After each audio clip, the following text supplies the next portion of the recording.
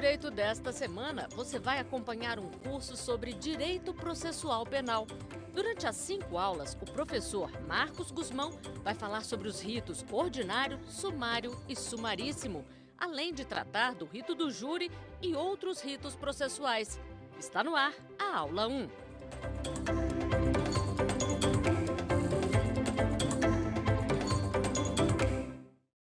Olá pessoal, sejam muito bem-vindos ao Saber Direito aqui na TV Justiça. Eu sou o professor Marcos Guzmão e essa semana estarei com vocês aqui para poder trabalhar aí algumas partes do direito processual penal. Que partes serão essas? Nós trabalharemos aí algumas coisas relacionadas principalmente aos ritos processuais, ou seja, como é que cada processo funciona a depender do crime, a depender da pena ou do assunto ali tratado. Como eu falei para vocês, né, eu sou professor de Direito Penal, de Direito Processual Penal, de Legislação Extravagante, né, tanto em cursinhos preparatórios para concursos, quanto também em preparatórios para o exame de ordem da OAB. Eu também sou advogado e também colaborador aí da TV Justiça já há algum tempo, autor de livros, alguns artigos e também palestrante, tá ok? Como eu falei, teremos aí uma maratona de 5 aulas ao longo dessa semana, onde trabalharemos aí tanto os ritos ordinários, sumário e sumaríssimo, o rito do Tribunal do Júri, trabalharemos também a Lei 9.099, o rito da Lei de Drogas e, por fim, alguns pequenos ritos aí que hoje ainda estão previstos no nosso Código de Processo Penal, porém já caíram um pouco em desuso aí, considerando que o CPP é de 1941 e esses ritos vieram previstos em normas mais novas, normas mais recentes, a exemplo da Lei 9.099 de 95, dentre outras, tá certo? Então, agora a gente vai começar aí a adentrar um pouquinho no assunto e vamos lá. Veja bem, hoje nós começaremos aí trabalhando um pouquinho os 3 principais ritos, os ritos aí que são mais conhecidos dentro do nosso Código de Processo Penal. Mas, de início, eu preciso te dizer uma coisa. Dentro desses próprios ritos, nós vamos trabalhar algumas características que são peculiares deles. Vocês vão ver aí que nos ritos ordinários, sumário e sumaríssimo, nós teremos aí benefícios penalizadores. Nós teremos aí alguns atos processuais que existem em alguns ritos e não existem em outros. Vocês vão ver aí também situações sobre quantidade de testemunhas e vamos conversando aí, vamos batendo um papo tranquilo. Essa aula, ela vai ter serve tanto para você que estuda, né, que está aí como acadêmico de direito, está fazendo a faculdade de direito, também serve para advogados, outros profissionais, outros juristas já atuantes na área jurídica, mas também, principalmente, teremos aqui um caráter informativo para você aí que assiste a TV Justiça e gostaria de saber, né, conhecer um pouco mais sobre o direito processual, saber um pouco mais como acontece o processo, muitas vezes até você vê na televisão e, né, não sabe bem como funciona, como lidar e tudo mais. Hoje você vai aprender conosco, que tanto é que a gente vai buscar aí trazer um linguajar mais tranquilo, um linguajar um pouco mais mastigado para poder ficar aí mais acessível e bem compreensível para você, tá bom? E aí vamos lá. Começando aqui a explicação sobre os ritos processuais, você vai ver que o artigo 394 do Código de Processo Penal, ele já começa dizendo para nós, olha, o procedimento, lá está escrito a expressão procedimento, que você vai substituir para mim aí por rito, de fato, tá ok? E olha só, quando ele falar que o procedimento será o comum e o especial. Quando ele fala o procedimento comum e o procedimento especial, a diferença básica é a pena e o assunto. E olha só, quando eu falo de rito, né, do procedimento comum, eu estabeleço que a pena do crime, a pena cominada, e quando eu falo pena cominada, pena abstrata, eu estou falando daquela quando você abre o seu Código Penal e verifica lá escrito, né, o tipo penal, né, o modelo típico, como está escrito lá, e logo embaixo vem o que a gente chama de preceito secundário. O preceito secundário que está lá onde ele fala pena, detenção ou reclusão de tanto a tantos anos, ou multa e multa. Então aquele preceito secundário é o que vai interessar para nós, para que nós possamos estabelecer qual é o rito pelo qual o crime vai ser processado, principalmente quando nós estivermos tratando aqui do procedimento comum, tá bom? Por outro lado, você vai ver que eu tenho lá o chamado procedimento especial. No procedimento especial, ele chama especial exatamente porque ele trata de assuntos específicos. Então, dentro do nosso Código de Processo Penal, para poder citar aí de uma maneira até mais rápida, você vai ver que eu tenho como ritos especiais, por exemplo, o rito do júri, né, para crimes dolosos contra a vida. Eu vou ter lá também o rito do julgamento dos crimes de calúnia e de injúria por conta da situação julgado por juízo singular. Eu tenho lá o rito do funcionário público, crimes praticados por funcionário público, né, contra a administração pública aí. Então você vai ver que, olha só a grande diferença. No meu rito comum é a pena que vai estabelecer qual é a ideia. E no meu procedimento especial vai ser o assunto. Então já grava essa, porque esse pontapé inicial já ajuda a gente a entender um pouco sobre as coisas. E aí, seguindo a ideia. Quando eu falar sobre procedimento comum, portanto, você vai ver que o procedimento comum, segundo o Código de Processo Penal, né, o artigo 394, logo o caput, logo ali a parte inicial dele, ele vai contar para nós que o procedimento comum, ele poderá ter os ritos, né, ordinário, sumário e sumaríssimo. E logo no parágrafo 1º do artigo 394, logo abaixo, aí ele vai estabelecer para a gente que será ordinário, sumário e sumaríssimo a depender da pena. Então você vai ver que o que eu disse agora há pouco, que em relação à situação da pena, você vai ver que no rito comum é ela que vai definir qual o rito que vai ser processado e julgado aquela determinada infração penal. Então veja, lá no 394, então, no parágrafo 1º, os incisos dele vão informando para nós, primeiramente, o rito ordinário. E no rito ordinário, nós teremos o quê?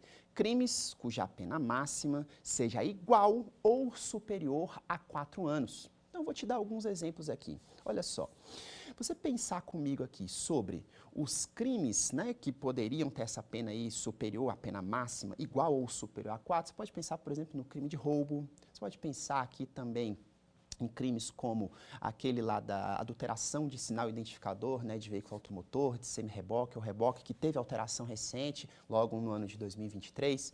Você vai ver também que encontra aqui crimes como a apropriação indébita e outros. Então, são alguns exemplos para você poder entender aí que quando nós estivermos falando desse tipo de delito, ou seja, pena igual, a pena máxima igual ou superior a 4 anos, então nós teremos o chamado rito ordinário.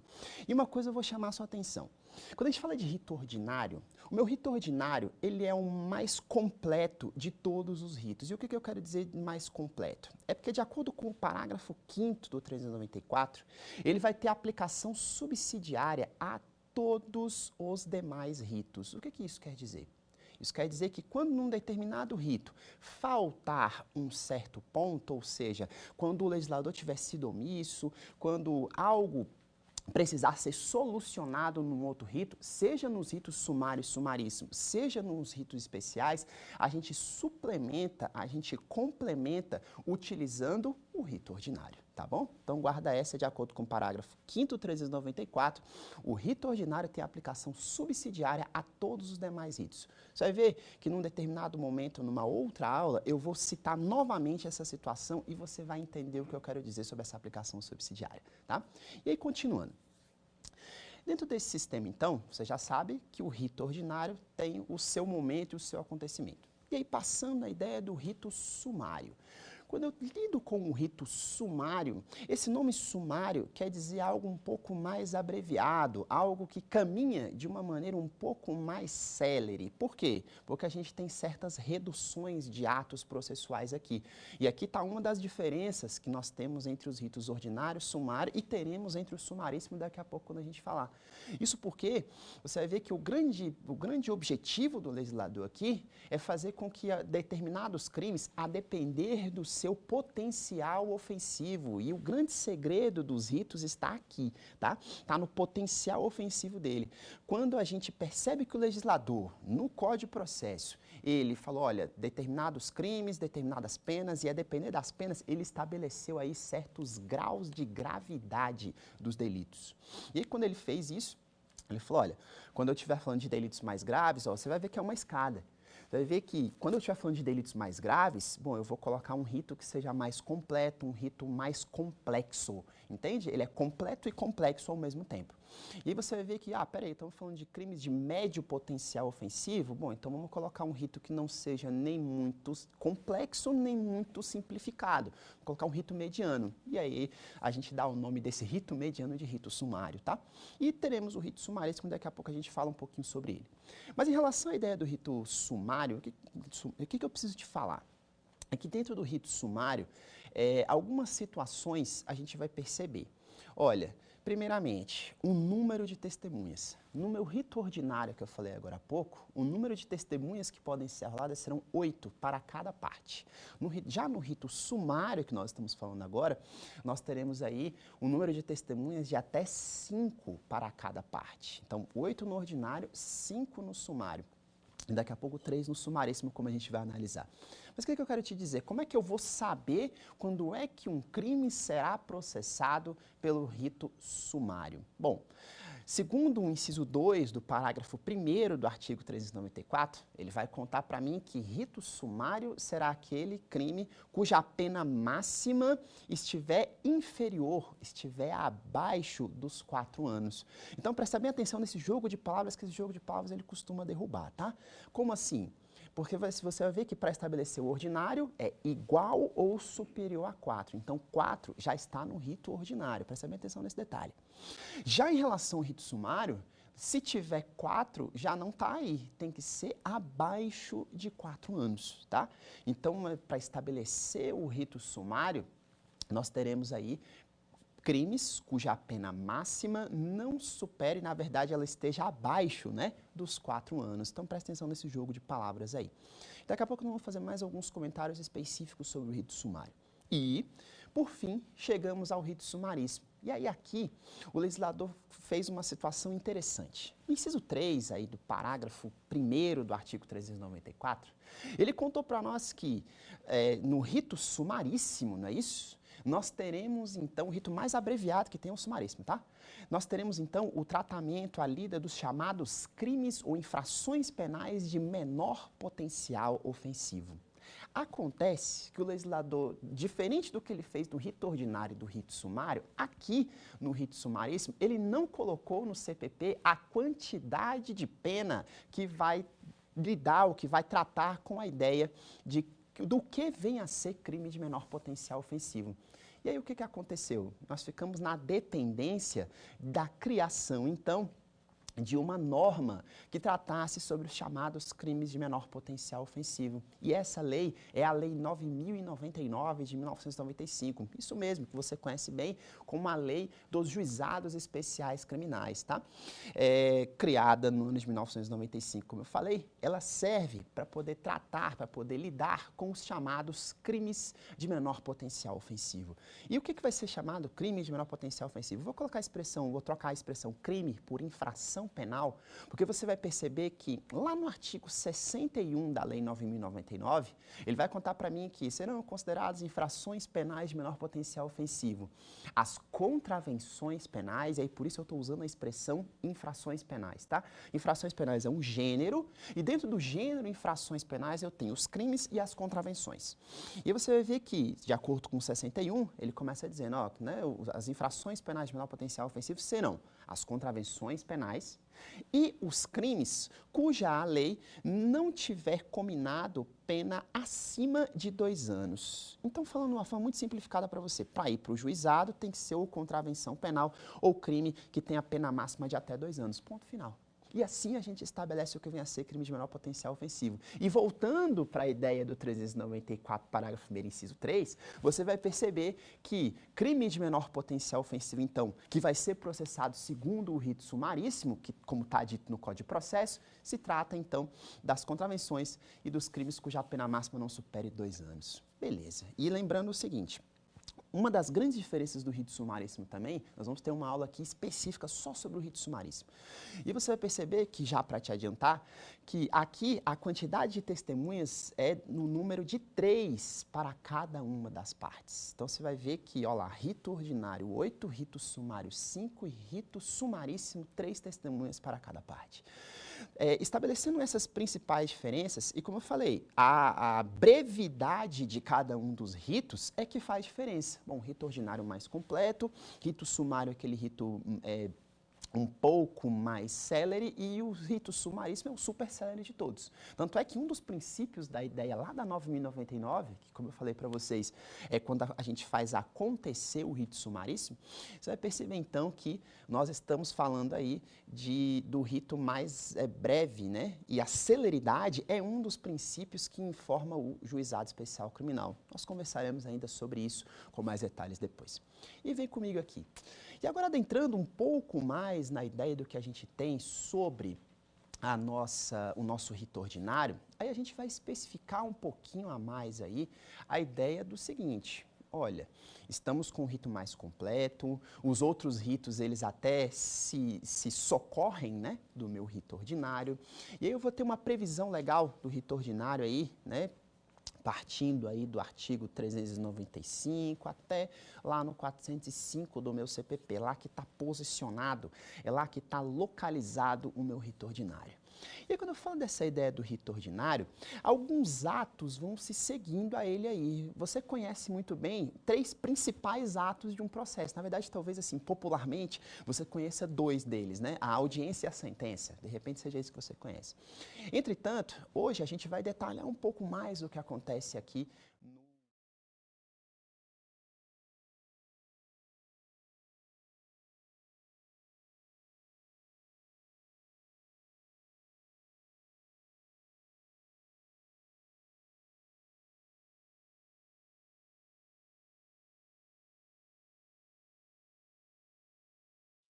tivemos vários ritos aí, vários exemplos, né? E aí, praticando nessa ideia aí, você vai perceber que o rito, então, ordinário, como regra, ele vai se iniciar quando se tratar de ação penal pública. Pública é aquela que é promovida pelo Ministério Público, tá? Que teremos aí o Estado como parte pessoalizado no Ministério Público. E você vai ver que quando o Ministério Público, então, tem essa prerrogativa, na verdade tem essa atribuição, lembrando, a atribuição do Ministério Público de promover a ação penal pública vem lá da Constituição. No artigo 129, no inciso 1 da Constituição Federal, ele vai contar para mim, olha, compete privativamente ao Ministério Público, inciso 1, promover a ação penal pública. Certo? Lembrando que a nossa ação penal pública ela pode ser aí de natureza incondicionada ou acondicionada. Mas vamos usar o gênero ação penal pública, que é o que interessa para nós aqui. Então, o rito ordinário, ele começa então aí pela denúncia. É isso mesmo. O promotor de justiça ou o procurador da República, a depender aí da esfera estadual ou da esfera federal, ele vai promover a denúncia. A denúncia é o momento em que ele descreve ali, ó, a seguinte situação. Bom, qual foi o fato criminoso? Quem é que vai ser processado e qual é o crime pelo qual o Ministério Público almeja a sua condenação. Então você vê que a denúncia, ela é mais ou menos o que informa, na verdade ela estabelece quais os limites da nossa ação penal. E aí note só que, inclusive interessante até citar isso, que desde 2021, existe uma norma, né, que promoveu algumas alterações em todos os ritos. E, na verdade, não foi nenhuma alteração, foi uma inclusão. E acrescentando um determinado artigo a todos os ritos, você vai ver que o legislador proibiu o seguinte: no inciso 1 de todos esses artigos, que no caso aqui do nosso rito ordinário, você vai ver a criação do 394-A. E aí ele vai dizer o seguinte, olha, que no curso da instrução, no curso da ação penal e tudo mais, principalmente quando a gente fala de instrução, que lá no artigo 400-A é onde está dito o seguinte, para o rito ordinário é onde está escrito assim, ó, que, primeiramente, né, no curso da instrução, no curso da ação penal, nós não poderemos citar, ele diz no inciso 1 assim, ó, fatos não relacionados ao fato em julgamento. O que isso quer dizer? Isso combina com a ideia do que eu acabei de falar, que a denúncia, ela vai estabelecer para a gente a moldura, ela vai estabelecer para a gente o quadro. E toda vez que nós estivermos dentro daquela determinada ação penal, o fato a ser discutido poderá ser somente aquele. Aquele qual? Aquele que o promotor de justiça ou procurador da República descreveram ali na denúncia. Então você vai ver que ela estabelece o que a gente tecnicamente chama de limites objetivos da demanda. Vem da denúncia, então, os limites do que a gente vai, né, trabalhar ali. E para você que, né, até às vezes não compreende essa ideia dos limites objetivos da demanda, na verdade é o seguinte, falando de uma forma muito mastigada para você, quando a gente fala dessa ideia, eu quero te falar que o assunto aqui é o outro a gente conversa outra hora, é mais ou menos essa história, tá? Então o assunto aqui dessa ação penal é esse. Ótimo, então é sobre isso que a gente vai conversar. E o outro assunto, a gente conversa outra hora. É mais ou menos isso que a lei mandou aí no 400A do CPP. E aí, note só, prosseguindo. Então, o promotor de justiça, né, elabora lá a denúncia, estabelece os limites da demanda, e aí isso segue para o juiz, antes de ir para o réu. E por que segue para o juiz? Lembrando que nós estamos falando do rito ordinário, tá? Então, as regras do rito ordinário estão aí. E aí, note só. Quando a gente fala da ideia, então, do promotor de justiça promove, isso segue para o juiz ele vai fazer uma análise muito importante. Além de fazer a análise da legalidade e tudo mais, lembrando que essa competência hoje, né, e aí com o julgado recentíssimo do Supremo Tribunal Federal, onde o Supremo Tribunal Federal entendeu pela constitucionalidade da previsão do chamado juízo das garantias. É isso mesmo, lá dos artigos 3º A ou 3º F do CPP. Isso ficou suspenso durante um tempo por força de uma liminar concedida aí, mas o Supremo então julgou o mérito da ação direta de inconstitucionalidade que tratava desse assunto e definiu que o juiz das garantias é uma previsão constitucional, né? Deram tempo aí de modulação dos efeitos aí de 2 anos para a aplicação disso tudo, porém, hoje é entendido como uma previsão constitucional. E por que eu estou falando do juiz das garantias? Porque então lembre-se, o MP ele faz a denúncia e manda para o juiz. É para esse juiz das garantias que ele tem a competência para poder fazer o recebimento dessa denúncia. E o que é receber a denúncia? É simplesmente pegar e segurar e ficar lá as mãos? Não. O recebimento, na verdade, é uma verificação que o juiz faz. Lembrando que hoje é o juiz das garantias, tá? Porque a partir do momento em que essa denúncia é recebida, o que vai acontecer? A gente vai ver que os autos são encaminhados para o juízo agora, que vai ser o juízo processante, perante o qual a audiência vai, né, a ação penal vai tramitar como um todo, vai ser nele, vai ser a partir dele que a gente vai ter essa concentração de atos aí, tá certo? E aí, note só, seguindo essa sistemática, você vai perceber então que os autos vão à mão do juiz e o juiz vai promover o que a gente chama então de recebimento da denúncia. E quando a gente fala de recebimento da denúncia, isso quer dizer que o juiz vai abrir ali a denúncia e verificar a situação que tem ali. E que situação que nós teríamos ali? Bom, vamos ver se o promotor de justiça, ele descreveu aqui o fato criminoso. Porque uma coisa muito importante que o juiz tem que fazer aqui é verificar a possibilidade de o réu se defender. Em outras palavras, ele tem que verificar se aquela denúncia ela está suficientemente enquadrada para que o réu possa exercer o contraditório e a ampla defesa, certo? O grande segredo, talvez, do Código de Processo Penal, na verdade, da ação penal como um todo, é o exercício do contraditório e da ampla defesa. Então, veja bem, o juiz verifica aquela situação, vê se a denúncia cumpre os requisitos lá do artigo 41 do Código de Processo Penal. O artigo 41, ele é o artigo aí que é o manual de instruções da denúncia. E vai ser também da queixa quando nós estivermos falando de ações penais de natureza privada. E você vai ver que ali na denúncia, o Ministério Público colocou lá e tudo mais, mas aquilo ali, por enquanto, é uma expectativa de ação penal. Por que é uma expectativa de ação penal? Vai virar ação penal? Isso não depende do Ministério Público, isso depende do juiz. Exatamente nesse ato que nós estamos falando agora. E ele, verificando a situação que consta ali daquela denúncia, ele vai fazer aquele checklist, né, do que consta do artigo 41. Bom, o artigo 41 ele vai dizer que o Ministério Público ele deve descrever o fato criminoso, não é isso? Veja bem o que eu disse. Ele deve descrever o fato criminoso. No fim das contas, ele deve contar a história. Não é chegar lá e colocar o artigo, né? Ele está enquadrado nesse artigo. Isso aí ele vai fazer lá no final. É um outro ponto que o 41 coloca. Mas o 41 ele inicia falando sobre isso. A descrição do fato criminoso, ou seja, o Ministério Público está dizendo que o cidadão cometeu um determinado crime, mas a pergunta é, ele cometeu esse crime como? E aí o Ministério Público, então, começa ali a contar e o juiz vai verificar isso aí. Ah, tudo bem, foi no dia tal, na hora tal, foi tal local, utilizando arma de fogo, utilizando uma faca, utilizando uma navalha, utilizando uma pedra, ele subtraiu, né, com vontade livre e consciente aí da vítima, um celular, R$ 50. Então ali ele tá vendo, ele contando a história. Isso é uma exigência do artigo 41 do Código de Processo, tá? E aí veja só, então o juiz vai verificar isso aí, por quê? Porque vale lembrar uma coisa muito importante, tá? No processo penal, o réu, ele não se defende daquela capitulação criminosa que é colocada ali contra ele. Ele se defende dos fatos. É isso mesmo.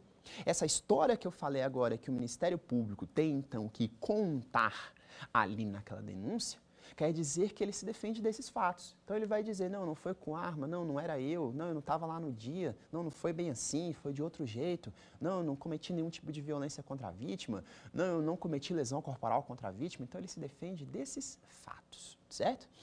O que mais? O artigo 41 também exige que na denúncia esteja descrita ali uma qualificação do acusado. No fim das contas é responder a seguinte pergunta, quem é o réu? Essa que é a ideia. Então, nós vamos responder ali, falar, quem é o réu? Bom, é fulano de tal, né, com nome, com CPF, com identidade, com endereço. Mas aí vem a pergunta. E se não for possível nós sabermos esse nome completo, esse CPF, essa identidade, como é que a gente vai fazer em relação a isso? Você vê que o 41 ele também admite a possibilidade da gente colocar na denúncia, né, do Ministério Público chegar lá e colocar na denúncia as regras do seguinte, olha, eu não sei o CPF, eu não sei a identidade, mas eu sei inequivocamente quem é essa pessoa pelo apelido, por características físicas ou pelo seu local de trabalho. Então, veja bem, no fim das contas, ou eu coloco na denúncia a qualificação completa, ou eu coloco na denúncia dados que possam me dizer com certeza que nós estamos falando daquela pessoa. É isso mesmo, é que é para a ação penal não ser promovida contra a pessoa errada, tá bom? E o que mais? E por fim, ele vai dizer para nós o quê? Que o Ministério Público também tem que fazer constar da denúncia qual vai ser o crime pelo qual ele pretende que o cidadão seja condenado. Você vê que quando o Ministério Público coloca essa situação lá e traz essa previsão, você vai notar que um dos grandes segredos do processo penal está aqui. Por que é que o Ministério Público tem que colocar aquilo ali? Vale lembrar só uma coisa importante, tá? A capitulação criminosa, ou seja, o artigo que o Ministério Público coloca ali na denúncia, não vincula o juiz. O juiz pode modificar isso depois, é a previsão lá do 383 do Código de Processo Penal, que é um instituto muito conhecido como emendácio libere. E você vai perceber o seguinte, que o Ministério Público coloca aquilo ali para, inicialmente, a gente estabelecer duas situações. Número 1, a competência do juízo. E número 2, o cabimento ou não de benefícios despenalizadores. Daqui a pouquinho a gente vai conversar um pouco sobre benefícios despenalizadores, melhor dizendo, cabíveis aqui dentro do rito ordinário, mas note que, a princípio, eu quero te dizer isso. Estamos lá no artigo 41, só para recapitular, para você não se perder. Estamos dentro do rito ordinário, falando do artigo 41 do CPP, que é o Manual de Instruções da Denúncia, que é o primeiro ato, então, do rito ordinário, quando nós estivermos falando de ações penais de natureza pública. E veja bem, então, promovida a denúncia, a gente então mandou para o juiz faz o ato de recebimento. E aqui, eu vou querer te destacar uma coisa muito importante para você prestar atenção. Olha só, a ação penal, ela não tem início com o oferecimento da denúncia. A ação penal, ela tem início com o recebimento da denúncia. Então, se você alguma vez ouviu por aí falar assim, fulano de tal se tornou réu na ação penal, quer dizer que a denúncia foi oferecida? Não, quer dizer que ela foi recebida. E é exatamente esse ato que nós estamos falando aqui agora, que é o juiz pegar, verificar a sua regularidade e então falar, beleza, receba a denúncia, determina a citação e assim a ação penal segue. Posteriormente, então, a ideia aí, né, do recebimento, o juiz determina a citação do acusado, que no nosso Código de Processo Penal nós estamos em regra 3 autorizações para isso. A citação aí pessoal, que é a regra no processo penal, então tem que fazer tudo possível para poder ele ser citado pessoalmente. Nós teremos também a citação por hora certa, que é quando eu verificar que o réu está se furtando para não receber a citação, ou seja, está fugindo, né, do oficial de justiça. E 3, quando a gente verificar que ele está em local incerto e não sabido, ou seja, está num local que ninguém sabe, se procurou nos endereços que tinham e ele não foi encontrado. Então, sendo assim, citado, então, o réu, lembrando que citação acontece uma vez só no processo, em regra, por quê? Porque ali é o primeiro ato, né, de comunicação, é o ato que a gente informa ao réu que, a partir de agora, ele está respondendo à ação penal. No fim das contas, a gente, então, completa a chamada relação processual, tá bom? E aí, prosseguindo. Feita, então, a citação, a gente passa para a resposta à acusação. E na resposta à acusação é a primeira vez que o réu vai falar nos autos, é a primeira vez ali que ele vai ter a oportunidade de alegar tudo o que interessa à sua defesa. Ele vai poder alegar preliminares, né, de repente uma nulidade processual, ele vai poder alegar aí outros fatos em sua defesa, por exemplo, a existência de uma excludente da ilicitude. Ele também vai poder tratar aí de situações relacionadas a algum tipo de arrolar testemunhas, ele também pode chamar testemunhas. Lembra que aqui é aquela hora, né? Que no rito ordinário, como nós estamos falando agora, nós teremos 8 testemunhas a serem arroladas aqui, tá? Lembrando que o Ministério Público ele arrola testemunhas lá por ocasião da denúncia. E o réu arrola testemunhas por ocasião da resposta à acusação. E vale lembrar um detalhe importante, tá? Se as testemunhas não forem arroladas por ambas as partes nesse momento, a gente tem um fenômeno chamado da preclusão. Em outras palavras, se não chamar as testemunhas agora, não disser ali na petição os nomes das testemunhas, com o endereço, com a forma como eu posso encontrá-las, eu não posso falar mais nos autos, tá? Então, eu não posso mais falar, peraí, chegou lá na audiência de instrução, eu posso chamar a testemunha só se você trouxer por conta e por risco, tá? Porque se não tiver testemunha chamada na denúncia pelo MP ou na resposta à acusação pelo réu, nós não teremos, então, a chance de chamar mais testemunhas ali por escrito, tá bom? Então, se liga nessa. E aí, seguindo. Então, o réu apresenta a sua resposta à acusação, fala o que interessa à sua defesa, ou também não fala, tá? De repente, ele pode preferir falar a sua versão ou explicitar a sua tese de defesa lá ao final. Isso é uma escolha do réu, tá? Exercer a ampla defesa quer dizer exatamente isso. Quer dizer, eu olhar para a situação e falar, bom, qual é o melhor momento para eu apresentar minha tese defensiva? Ou eu quero apresentar tese defensiva ou não quero? Quero ficar em silêncio. Então, o réu faz escolhas, tá? Ampla defesa é ele fazer escolhas. A escolha que melhor atenda ao seu direito de defesa. E aí, continuando. Passar dessa fase, a gente chega à fase de instrução. É isso mesmo, chegamos aí à fase onde falaremos sobre a audiência em si, que é o ato que talvez você mais conheça. Lá na audiência, nós teremos aí situações relacionadas à oitiva de testemunhas, né? Começamos ouvindo a vítima, né? Se for ofendido, como diz a lei, está no artigo 400 aí, a previsão, o manual de instruções, o roteiro da audiência de instrução. Você vê que a regra do Código de Processo Penal é que tudo seja realizado na audiência de instrução e em uma só. Então, a regra do processo penal é que a audiência seja una, tá? Se eu estou falando disso no rito ordinário, que é o mais completo, imagina nos demais, que são mais rápidos. Então, veja só. Então, na audiência de instrução, nós vamos falar aí com o ofendido, né? Vamos ouvir o ofendido da vítima, se for possível, se ele ainda estiver entre nós, tá? Porque às vezes acontece dele não estar mais. E aí, veja bem. Nós também aí ouviremos, como diz o Código de Processo, nessa ordem as testemunhas da acusação e as testemunhas da defesa, exceto quando eu tiver testemunhas da acusação ouvidas por carta precatória, que aí eu não vou precisar obedecer essa ordem. A carta precatória é quando eu preciso praticar esse ato de ouvir testemunhas em outra comarca, em outra cidade, tá? E aí note só. Então, ouvimos ali nas testemunhas da acusação, testemunhas da defesa, por que nessa ordem? Para atender o contraditório para a defesa. E aí prossegue. Teremos esclarecimentos dos peritos, possibilidade de reconhecimento de pessoas e coisas, é isso mesmo, vamos lá botar a foto de todo mundo lá, falar, e aí, você reconhece a pessoa, quem que foi, você tem condição de reconhecer, quem que é o autor do crime, então nós teremos essa situação. E passaremos aí depois disso às acariações, né, que é colocar um ali frente a frente com o outro e falar, bom, e aí, conta aqui a sua visão. Quando tiver ponto divergente, tá? De repente duas testemunhas estavam no mesmo local e uma disse que era de dia, a outra disse que era de noite. Fala, então peraí que tem alguém que não está falando a verdade, certo?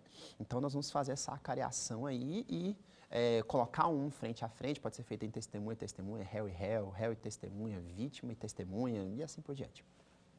E aí chegamos ao ato final da instrução, que é a oitiva, né, do acusado, mais conhecida como interrogatório. Aqui no interrogatório, você vê que o interrogatório ele é dividido em duas partes. Primeiramente, conforme o artigo 187 do Código de Processo Penal, você vai ver que, primeiramente, eu faço por uma espécie de questionário socioeconômico. Você que já deve ter feito, de repente, um vestibular, alguma coisa aí, ou foi buscar algum tipo de benefício do governo, deve ter respondido um questionário socioeconômico. A primeira parte do interrogatório é muito parecida com isso. Por quê? Porque ali o réu vai falar sobre o seu nome, vai falar sobre alguns documentos e tudo mais, vai falar sobre sua situação financeira, vai falar sobre quais os meios de vida que ele tem, que não seja o crime, tá? Porque se ele está sentado ali, a gente já sabe que ele costuma levar a vida pelo meio do crime aí. E aí você vai perceber o seguinte, dentro desse sistema, então, nós vamos perguntar algumas coisas desse tipo. O que mais? Vamos perguntar se é casado, não é isso? Nós vamos perguntar quantos filhos tem, vamos perguntar qual é a renda média que ele tem aí, né? Renda mensal média aí que ele tem, para a sua subsistência da sua família. Então, são fatores como esse. E presta atenção num detalhe importante. Quando a gente fala dessa parte socioeconômica, os aspectos sociais do réu, sobre essa parte ele não pode nem mentir nem calar. Tá? A gente acha muito bem que quando chega no interrogatório, ele pode, né, calar, ele pode mentir e tudo mais. Sobre essa parte, não. Então, sobre a parte social, os aspectos sociais do réu, ele não pode nem calar e nem mentir. Grava isso. Porque na segunda parte, que é o que nós vamos tratar agora, você vai ver que o réu agora ele pode trabalhar o seguinte, bom, agora é a hora de eu trabalhar a minha versão. Lembra que eu falei que no processo penal o réu se defende dos fatos? É porque essa segunda parte do interrogatório é que é a hora dos fatos. É aqui, nesse momento, em que ele vai poder mentir, contar metade da verdade, metade da mentira, ou não falar nada.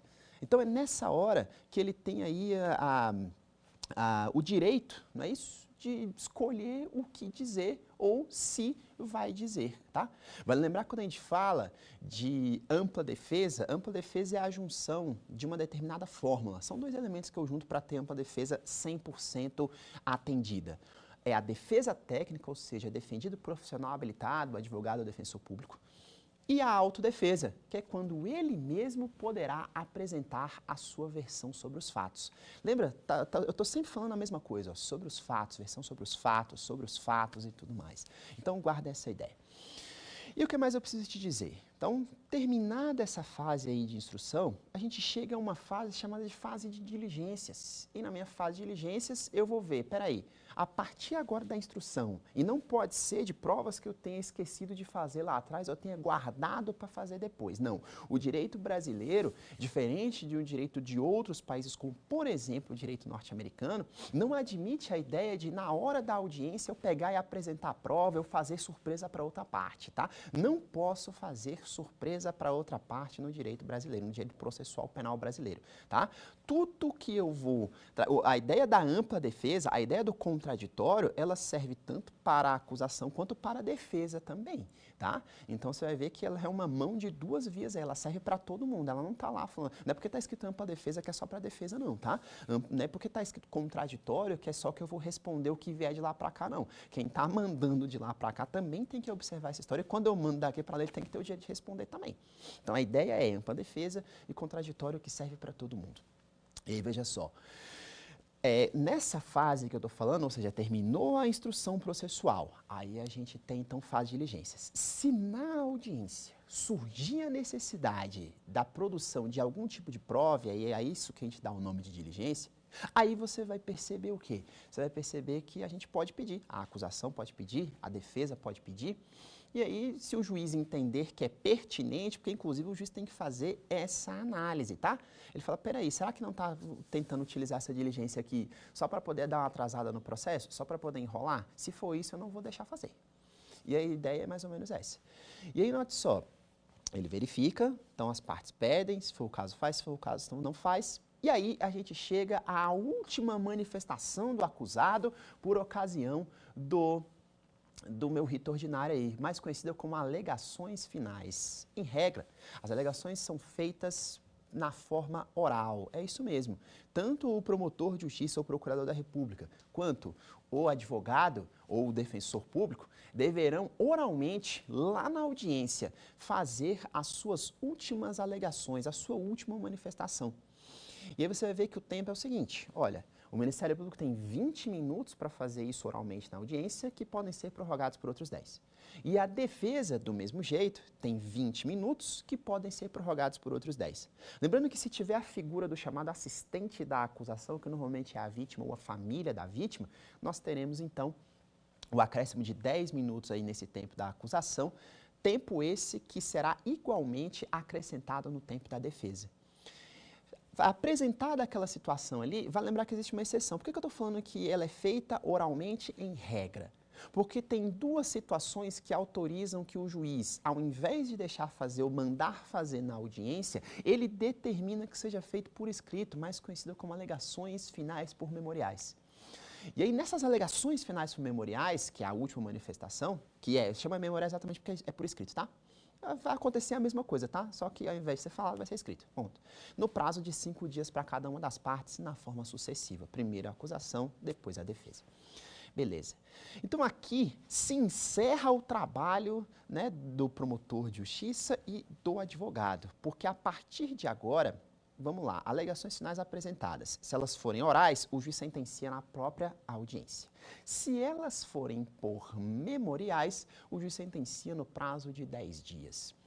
E aí você vai notar o seguinte, por ocasião da sentença, então, hoje, para o rito ordinário, nós teremos aí as regras lá do 387, que é o que traz aí o roteiro da sentença condenatória, ou do 386, que traz o roteiro da sentença absolutória. Então, eu gostaria de chamar a atenção em cada um deles para o seguinte fato.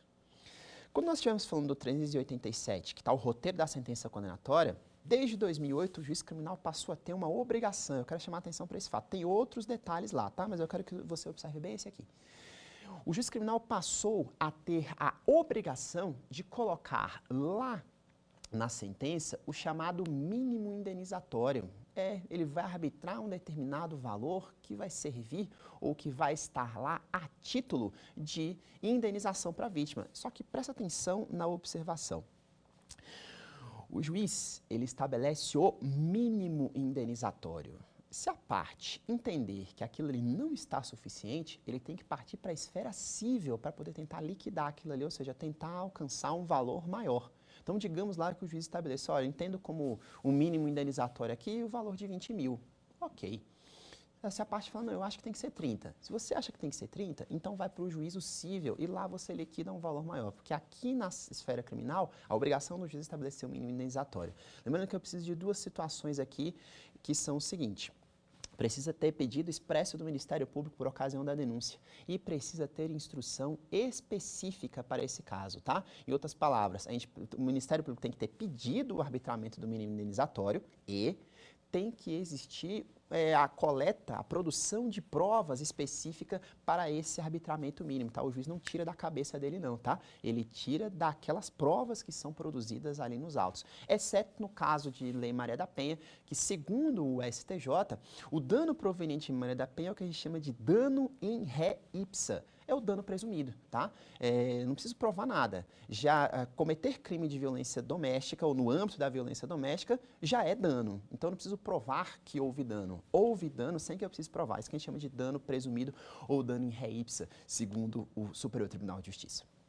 E aí, voltando para essa ideia, chegamos nessa fase aí, então, da sentença condenatória, e se ela for absolutória, eu preciso te citar aqui um outro ponto. Porque lá na absolvição, o juiz vai ter que citar qual o artigo ou qual o motivo pelo qual ele está absolvendo. É porque o réu não praticou o fato, ou porque não houve prova suficiente para a condenação, ou porque não houve crime, né? Foi uma conduta atípica. Só que o principal que ele tem que analisar ali é o seguinte, a situação da liberdade do acusado. Por quê? Porque a sentença absolutória obriga a concessão da liberdade ao acusado, por mais que o MP recorra. O MP recorreu, tudo bem, é um direito que lhe assiste. Porém, quando se tratar de sentença absolutória, ou seja, o réu foi absolvido, colocar o réu na rua é uma das obrigações do juiz. Então ele não vai analisar se sim ou se não, ele vai fazer. É uma imposição legal, tá bom? Essa é a ideia que a gente tem que analisar aí. E aí, um aspecto que eu preciso comentar com você aqui nesse último estirão que a gente tem aí é o seguinte: dentro do rito ordinário, e aí eu vou ter a ideia também no sumário, vou ter também a ideia no sumaríssimo. Um ponto importante antes de falar esse último ponto. Tudo isso que eu falei em relação ao rito ordinário, como é que vai funcionar a ideia no rito sumário? Bom, nós teremos praticamente as mesmas situações, tá? Nós teremos aí a fase inicial do meu rito sumário, o número de testemunhas reduzida, teremos denúncia também? Teremos denúncia. Quer ver um crime que é processado por rito sumário? O próprio crime de hoje, conhecido como associação criminosa. O crime de associação criminosa tem pena de 1 a 3 anos. Se você lembra bem do início da aula, para ser rito sumário, eu preciso que a pena esteja abaixo dos 4 anos, a pena máxima esteja abaixo dos 4 anos.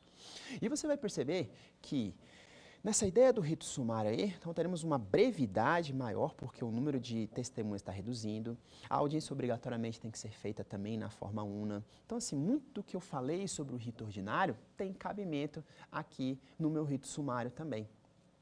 Praticamente diferença aí do número de testemunhas e também da parte aí relacionada a essa maior brevidade ou para que seja, né, una na audiência e tudo produzido no só. A previsão do rito sumário, nos aspectos específicos em relação a ele, estão dos artigos 531 ao 538 do CPP. Então ele vai trazer para a gente aí esse espectro de artigos aí, tratando especificamente sobre o rito sumário.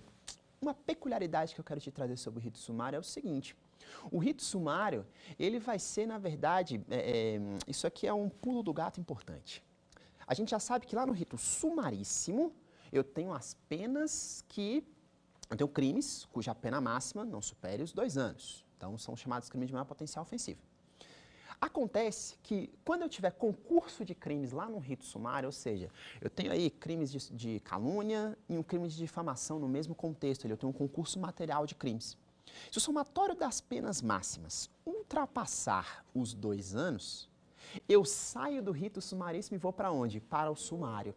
Se eu tiver, por exemplo, aí um crime só lá no rito sumaríssimo, mas ele tem uma causa de aumento, isso acontece muito com o crime de calúnia, por exemplo, o crime de calúnia tem pena máxima de 2 anos, então ele poderia ficar no juizado. Agora, se essa calúnia é feita, por exemplo, por meio das redes sociais ou com o uso da internet, a pena pode ser aumentada até o triplo. Isso vai fazer com que os 2 anos estejam superados, não é isso?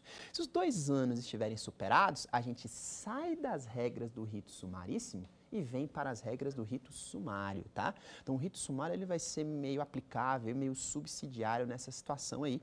Ele tem um espectro muito reduzido, né, de delitos que são processados mediante ele aí.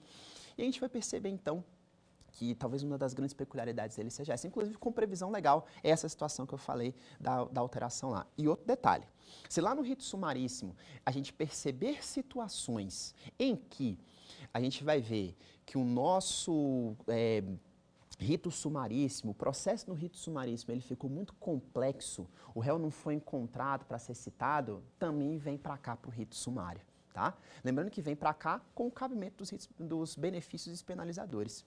Tá bom?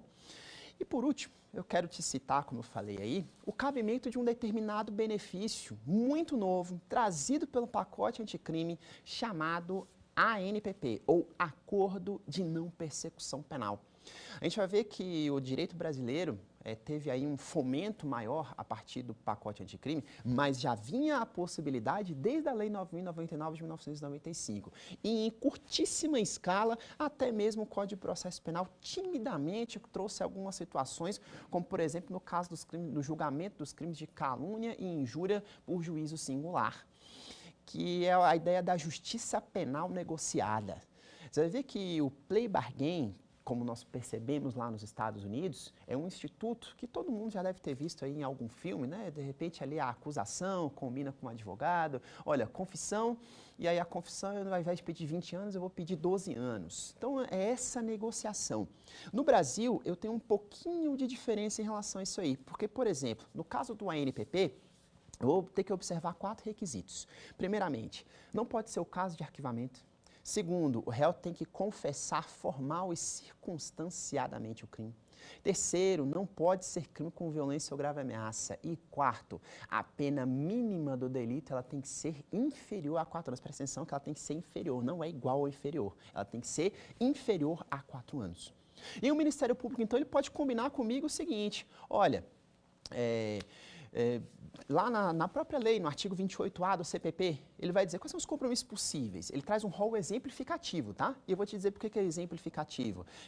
Exemplificativo quer dizer que estão escritos alguns lá, mas aí no inciso 5, lá do 28A, ele diz que o Ministério Público pode combinar comigo outras situações que sejam também, né, que guardem relação com a infração penal e vão aí resguardar o caráter preventivo daquela situação e o caráter pedagógico da pena. Então, o que ele pode combinar comigo? Ele pode combinar comigo prestação de serviços à comunidade, ele pode combinar comigo a prestação pecuniária, a renúncia voluntária de bens, a reparação de danos ou outra situação que guarde relação aí com a infração penal. A frequência num determinado curso, por exemplo, a prestação de um serviço num local que seja específico. Ah, beleza, foi uma situação no trânsito, então vamos botar você para prestar serviço num local de pessoas que são acidentadas, que sofrem acidentes de trânsito, né? Que é para você visualizar aquilo ali. Ah, para quê? Para chocar o cidadão? Não, é para ele entender que não é para ele fazer aquele tipo de coisa mais. Essa é a ideia que a gente chama de caráter pedagógico da pena. Ah, vamos tentar prevenir para que ele não faça mais aquela ideia. E aqui a gente chega então às etapas finais aí dos comentários sobre esses primeiros ritos que a gente tem, o ordinário, o sumário e o sumaríssimo, com destaque aí para a ideia do acordo de não persecução penal, que é um benefício despenalizador novo e muito presente aí nos nossos ritos atualmente, tá bom? Então, agora a gente vai aqui responder algumas questões que é para a gente poder aí testar o nosso conhecimento e ver se a aula efetivamente serviu para você. Então, vem comigo aqui para a tela.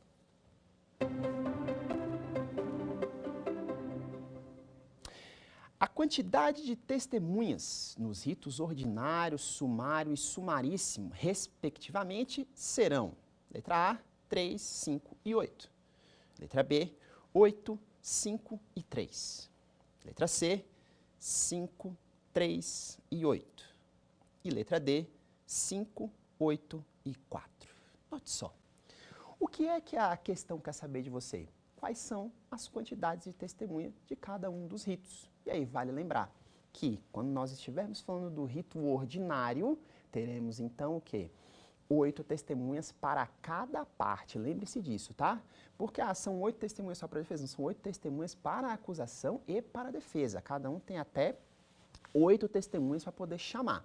E um detalhe importante que eu quero que você observe é que quando a gente fala dessa ideia de 8 testemunhas e tudo mais, são 8 testemunhas para cada parte, não contadas aquela que de repente o juiz, né, entender como necessária, ou aquelas que não prestam um compromisso, que são chamadas como informantes. Em todos os ritos, você vai ver que nenhuma dessas testemunhas está ali contada. Ah, se o juiz entender que testemunhas podem ser chamadas a mais, ele pode chamar? Sim. E extrapolar o número de 8? Sim, porque elas serão testemunhas do juízo, né? De acordo lá com 209 do CPP. Então, serão testemunhos do juízo. A prova no processo penal, ela é sempre feita, direcionada para o juiz, não para as partes, para o juiz, né? Tá até certo que hoje em dia, de acordo com mudanças do CPP, e do CPC também, você vê que as provas é para todos, né? Mas em regra no processo penal é para o juiz, porque é ele que vai decidir, tá bom? E lembrando que as testemunhas do juízo e as testemunhas, então, consideradas informantes, que não prestam compromisso, elas também estarão aí, não estarão contadas nesse número, tá ok? Então, tudo isso para ver se você lembrou da ideia. Vamos lá? Vamos à resposta correta? Tá aí, ó. 8 no rito ordinário, 5 no rito sumário e 3 no rito sumaríssimo. Vamos para a próxima.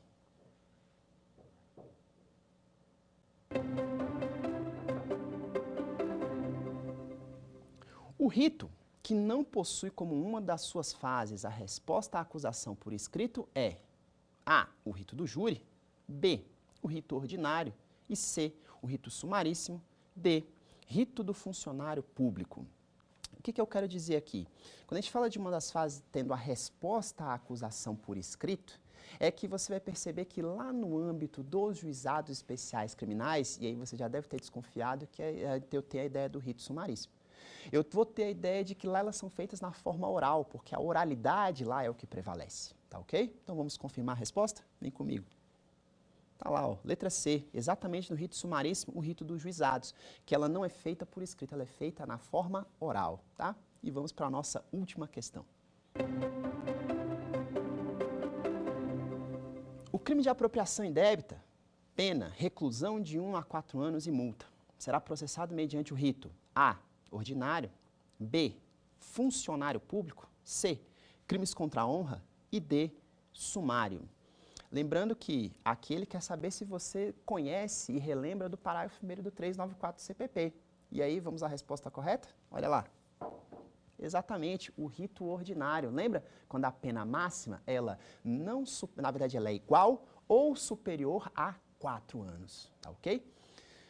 Então, pessoal, chegamos aqui ao final dessa nossa primeira aula, onde trabalhamos aí aspectos relacionados ao rito ordinário, sumário, sumaríssimo, benefícios penalizadores, até mesmo alguns julgados dos tribunais superiores e entendimentos que todos os dias são aí analisados e estudados ao longo aí da atuação de todos os dias, tá ok? Na próxima aula falaremos um pouco aí sobre o famoso rito do júri. E aí entenderemos aí várias nuances importantes sobre ele e situações que os tribunais superiores também já decidiram e assim por diante, tá ok? Então vou convidar você para estar conosco aqui nas próximas aulas. Como eu falei, eu sou o professor Marcos Guzmão e ao longo dessas aulas aí, né, trabalharemos os nossos ritos processuais penais. Eu te aguardo na próxima. Até mais! Dar alguma sugestão de tema para os cursos do Saber Direito? Então mande um e-mail para a gente, saberdireito@stf.jus.br. Você também pode estudar pela internet. Acesse o nosso site, rádio